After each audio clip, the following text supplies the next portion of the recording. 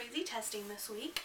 The schedules were nuts, and they were even more weird than what I had sent you, if that's even possible. So it was funny to see how each grade handled that.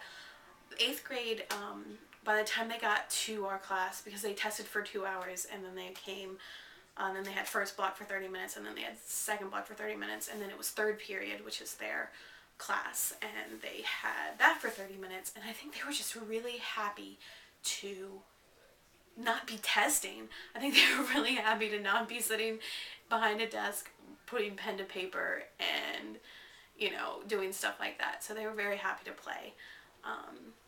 The class after that is 7th grade band, and that's our lunch period, so we had that for about an hour.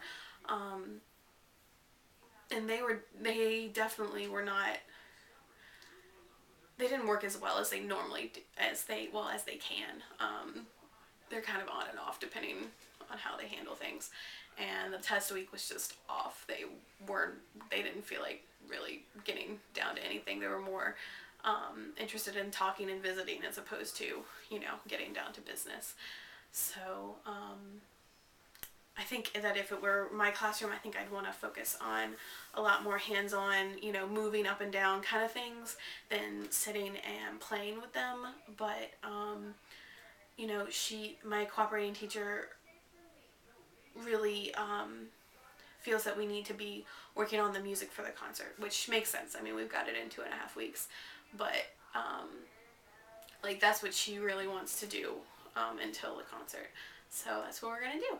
And then we have 6th grade band at the very end of the day, and we had that class for 30 minutes for Tuesday and Wednesday, and then we had it for the full hour Thursday and Friday. And they didn't really handle it any differently than they normally handle things. By the time we get them at the end of the day, they're kind of restless anyway, and I don't think the testing really made it better or worse. It just was different.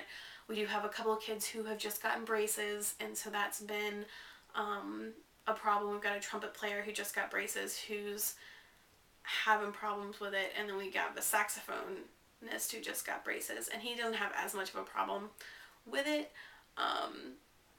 but the trumpet player, he's definitely getting frustrated, which is unfortunate because before he got his braces, he was one of our most dependable, as far as pitch-wise is concerned, trumpet players.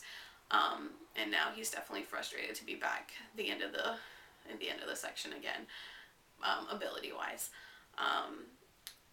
But, we just told him it's just, it's just something you gotta get through. It's just something you gotta do. I had braces before I started playing, and I actually got them off before I started. So that was kind of, so unfortunately I didn't have any good pointers to do with braces and trumpet playing other than, you just can't push. I mean, hopefully it'll help him not develop that pressure tendency that a lot of trumpet players seem to have. And then the only other thing I have going on this week is I got a cello student. We had a 6th grader start strings class this 9 weeks, and I have been teaching her the ropes, which meant that I learned the ropes over spring break. So that was fun. But anyway, I will see you on Monday.